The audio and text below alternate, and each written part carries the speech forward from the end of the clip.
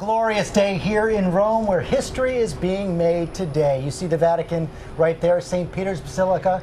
We are seeing the final hours of a living Pope, Benedict XVI, preparing now to leave the Vatican for the last time as Pope, the first Pope in almost 600 years to relinquish power and retire.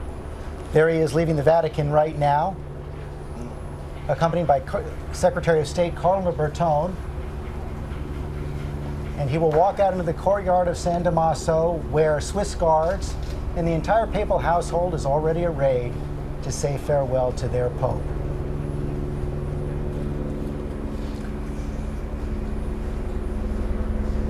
Pope moving slowly now, 8 years as Pope. Said he was retiring in part because he was no longer up to the physical, intellectual, and emotional demands of the job. And this farewell has been remarkably personal. The Pope yesterday in his general audience, speaking about both the joys and the burdens of that office. Earlier today, he said farewell one by one to the cardinals, 207 cardinals in all. Not all were there today. And now he is walking out into that courtyard for the last time, the final picture. That is the Secretary of State, Cardinal Bertone, who is right now walking right ahead of the Pope. The Swiss Guards, the oldest standing army in the world, protecting popes for 500 years. And the Pope now greeted by applause from members of his household.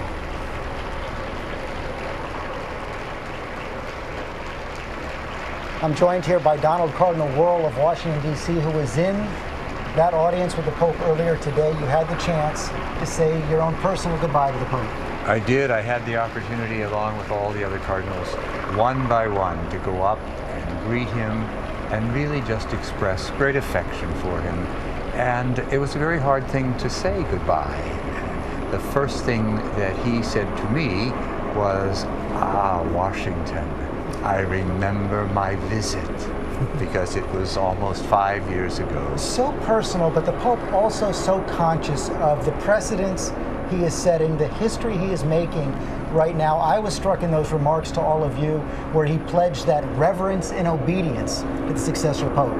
Every bishop pledges that when he's named a bishop, that he will be obedient to the Holy Father.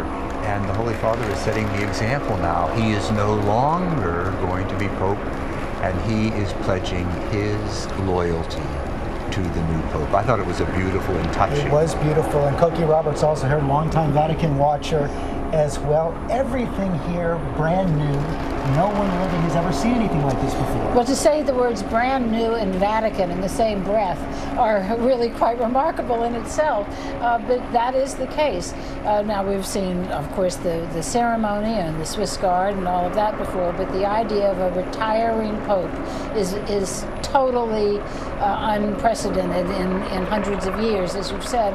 And that's why, even though, as Cardinal Wuerl has said, these are words that every bishop says, it's very important for him to say them now. Essential for him to say it. He's getting in that car right now. He'll be driven to a helipad on the Vatican grounds and then take a short 15-minute helicopter ride to the Castel Gandolfo, which is about the papal summer residence, the resort. President Gandolfo, excuse me, the Pope loves that place. I want to go to Ron Claiborne now, who is outside the courtyard of Castel Gandolfo right now. Ron, what is the scene there? Well, George, about 2,000 or 3,000 people have been taking part in a silent prayer, preparing for the arrival of the Pope in about 20, 30 minutes from now. Many of these people are from local communities around here, the villages, including the one that I'm in here, Castel Gandolfo. It is here where history will be made in about half an hour, 2 hours from now, George.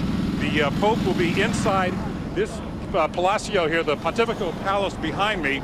At the hour of 8 o'clock local time, he will officially cease being the pontiff. And at that moment, in what we expect to be a very dramatic development, the Swiss Guard, who are the Pope's official guards, will leave the front door there, that wooden door you see in front of the palace. And at that moment, Pope Benedict will become Pope Emeritus Benedict no longer the leading figure in the Catholic Church, George.